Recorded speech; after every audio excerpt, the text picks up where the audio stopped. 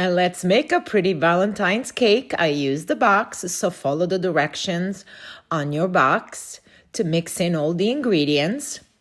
And as the batter is mixing, you prep all the essentials. So you're going to make sure that you're going to grease your pan and then gently put your batter in.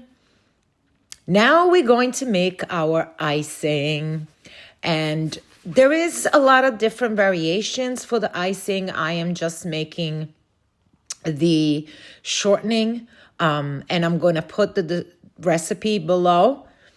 So prep all the ingredients. I doubled my recipe, but you don't have to. So we're going to start with 2 cups of the shortening, and it has to be white.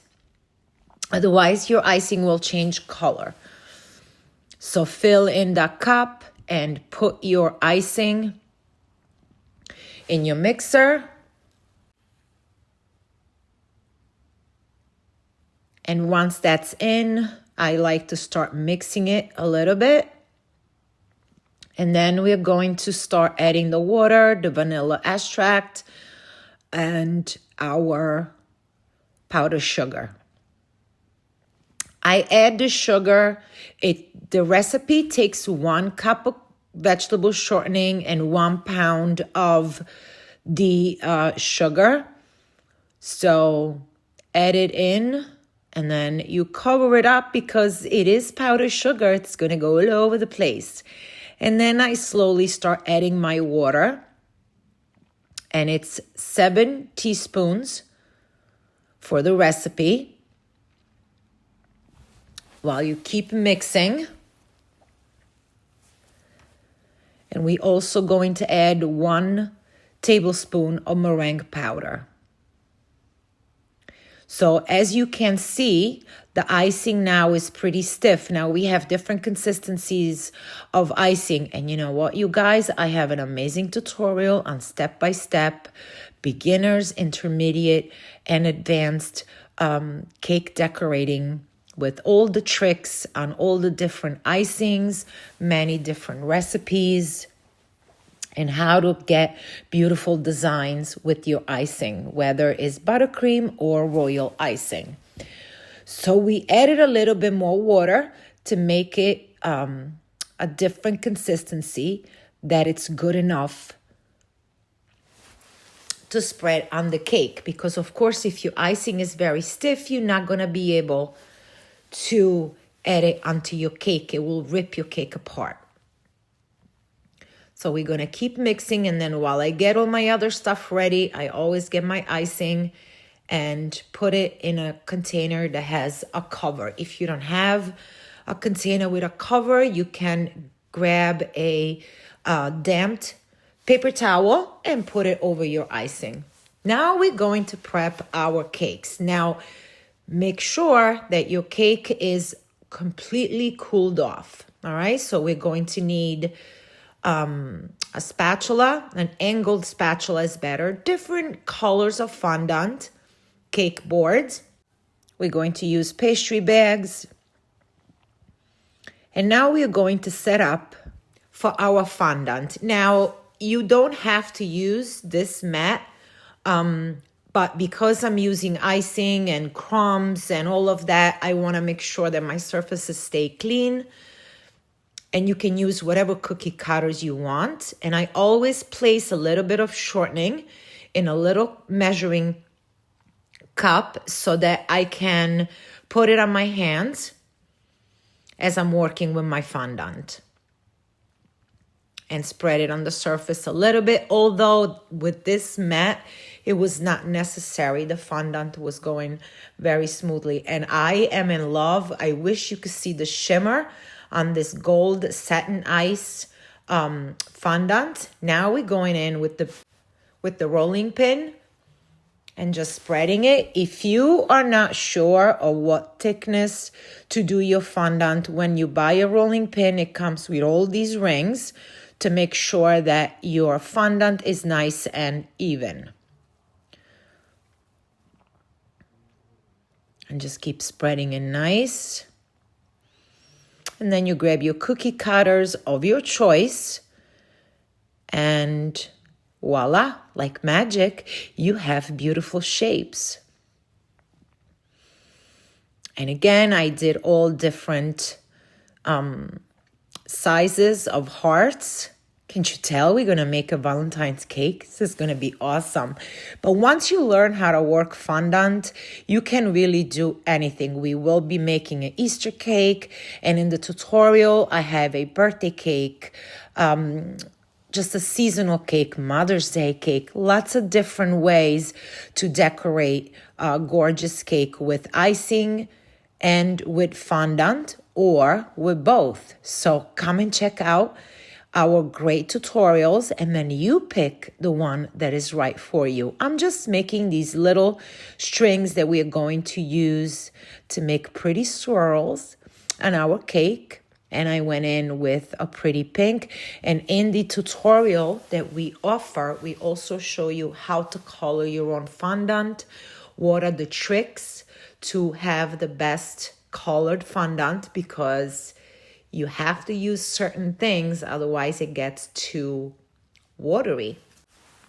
Now you want to make sure that you cover and seal this, even with just press and seal. And watch out for the next video, because I'm going to show you how to put the cake together, how to ice it.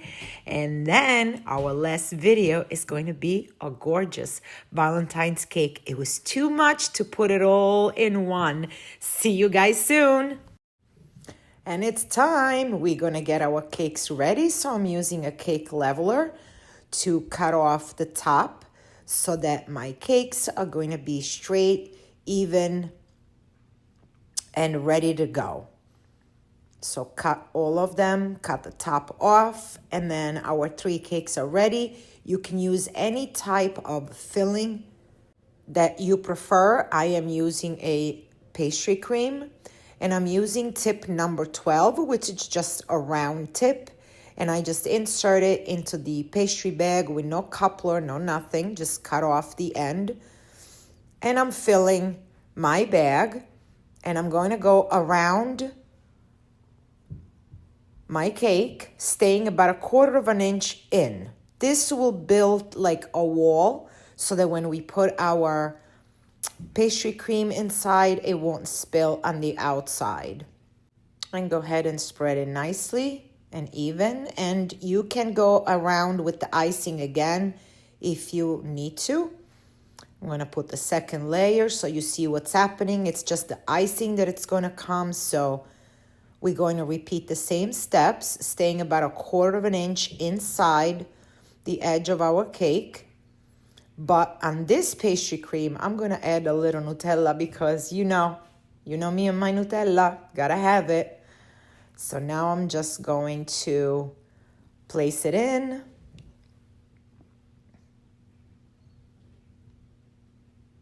And even though I did put the icing on the edge, some of my pastry did come on the outside, but nothing that a little icing can fix. I'm going to use a giant round tip, and I'm just going to spread and place my icing all around. There are many different ways to ice a cake. And I can't explain everything in one little video. Otherwise, the video will be like 3 hours long. But we do have a nice tutorial, you guys. So if you want to learn how to make cakes and learn all the different tricks, you can definitely take our class. Now, here you got to be careful. This is when you want to level the cake. Make sure that it starts to be nice and even. And this is not the final coat. This is the part that takes the longest. So you do want to take your time, and you want to make sure that you don't keep the cake out of the fridge for too long. So I did a little and I put it in the fridge. I did a little more, put it in the fridge, because we have the heat on in the house. It is humid outside. Whatever the case might be, the icing won't set properly if you keep it out for too long. Now it's time to prep the cake for the fondant decorations. So I'm putting it on a larger cake base, and you saw I used icing as glue. And I cleaned up my table, my space, and set up for our fondant. This is going to cover the cake. And remember, the cake is now iced and it's in the fridge. So we are going to mold this. I keep shortening in my hands to make it slide nice. And you do want to keep in mind the size of your cake. And again, there are many different ways of putting fondant on a cake. I found this to be better for beginners. So I'm just going to make a strip that will go on the perimeter of my cake. And I have my handy dandy measuring tape. My cake is about 28 inches round and 6 inches tall. You guys, please don't be afraid to lift and move the fondant. It's just fondant. And if I could do it with my longer nails, I promise you, you have no problem. Now, as you saw, I was showing you on my hand that the icing is still a little wet, which is what we want in the case of us applying fondant. And you see how I'm just going around. Of course, the video is a little sped up, but I'm going around, bringing my fondant round until it gets to the end. Now, one thing I am going to tell you, once that fondant touches the icing, you do not want to save it. You do not want to put it away for next time. You don't want to do anything with it other than get rid of it. So now we clean the bottom, and you see how I'm staying a little far away from the edge of the cake. You want to make sure that you take your time doing this. And remember that your hands are warm, and the more you touch it, the warmer the icing and the fondant get, which is good in the fondant case. However, you don't want it to get too warm. Now we're going to make a circle that is the size of the top of my cake. And we're going to join the two together. Again, there are many different ways of icing a cake. I do it in all kinds of different ways, but in this case, we are going to place the round on top and straighten up the edges. I'm using a fondant spatula. This is really the best way I could describe it, you guys. Also, because I just repainted my living room, is you're sanding the walls. You got to take your time. You got to be gentle. And you want to have the right tools, right? So, and you want to make sure that you keep the edges of your cake straight, okay? And with our hands, we have the tendency to curve them, so the cake would be not completely straight from top to bottom. Now, I took a little bit of the icing and I put some gel coloring in it. It has to be gel because if you put a liquid, it will change the consistency of the icing, and we know how important that is. We're going to use that after. I know you see me working a fondant border. I just found this cute little impression mat in my